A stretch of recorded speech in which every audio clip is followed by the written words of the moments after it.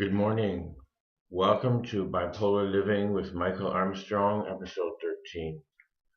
Today is Good Friday, a sign of mourning, and certainly Canadians across the country mourn what happened in Calgary last week, especially people who have ever been psychotic or who have done literally insane things in their lives.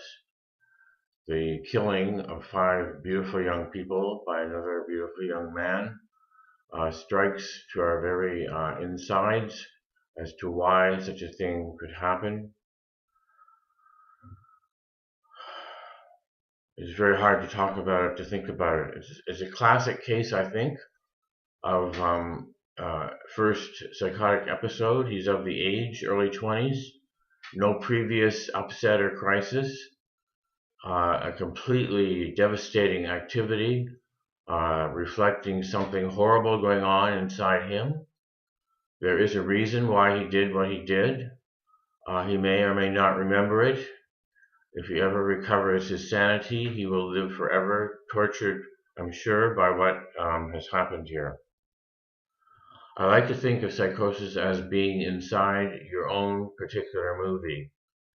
You may think you know the script, or the script will tell you to do very strange things, but the reality of it is so great that you are absolutely a captive of that so-called reality, the delusions, the illusions, the strange, insane behavior is inescapable for you if you're caught up in psychosis. Will he remember? Perhaps, perhaps not. I think of my own experiences of depression when I did not die, for example. After my first psychosis, how could one be depressed at not dying? It was only that it seemed so real I couldn't understand what had happened to me. Or the way that I ran outside one winter morning wearing only a sweatshirt, otherwise naked to the elements, exposing myself, driven outside by some strange directive, basically. Or how can I explain the looks on the faces of staff and friends where I looked at them and they literally had the heads of wolves. They literally were preparing to torture me to death in the most grotesque way, and that was my reality. Perhaps I might have fought back. I don't think so. I did not, in any case. I really don't think I ever would have. This young man was heading for law school. Now the full weight of the law will be upon him. His life is in ruins.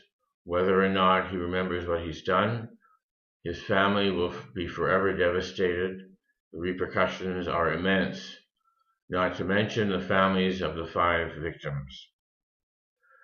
And unfortunately, in this circumstance, all the work that people try to do to persuade the public that we are not a danger we are tarnished with the same brush, and stigma increases, unfortunately. So on this Good Friday, I mourn, I pray for the dead, I pray for Matt, and for all of us. Bye for now.